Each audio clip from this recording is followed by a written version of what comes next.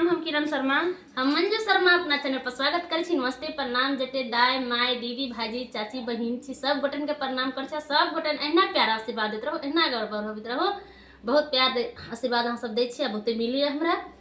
और हम दोनों देवरानी जेठानी जा रहे बहुत प्यारा से बेटी विवाह गीत बनबो और अहाँ सब जरूर फुल वाच करके सुनब और कमेंट करब, शेयर करब, लाइक करब, हमरा सबके नहीं भूलब।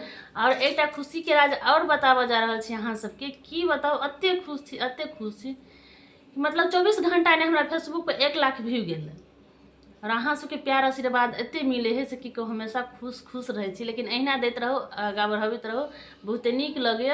8000 फॉलोअर्स 24 घंटा में तो 1 लाख चल गए व्यू, लेकिन ओतबे पर रुक गए। वैसे आगा जेते हम तक कहलिए कि मिलियन में जेते, लेकिन नहीं गेले।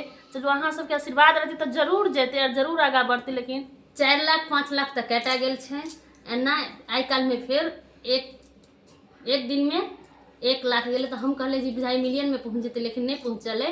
लेकिन अहाँ सबके प्यारा से बात सब फेसबुक जरूर जेते, जरूर मिलते, आई नहीं कल जरूर मिलियनों में पहुंच जेते। जब अहाँ सबके सपोर्ट रहते, प्यार रहते, आशीर्वाद रहते तो जरूर मिलबे। तक डॉक्टरी इंजीनियरिंग करे के लिए पहले पढ़ाई करऽ पड़े छै, तेना यूट्यूब फेसबुक खोले बहुत कठिन परीक्षा छै। आ सबसे पहले बात, यूट्यूब फेसबुक पे आवा के लेल ज्यादा दुश्मनी करे है तभी ठीक रहे।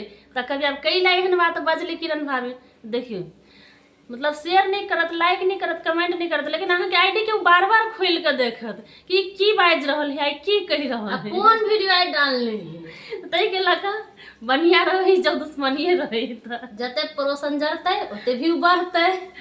सही बात है, जते सब पड़ोसन जड़ी ओते व्यू बढ़ी फेसबुक पर तो बढ़िया है। जड़ के तो हमरा सबके कम से कम व्यू तो बढ़ा रहल ही ना।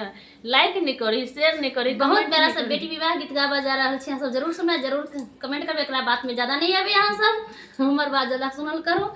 बहुत प्यारा से बेटी विवाह गीत गाबे, सही बात कहै छी। चैत बीता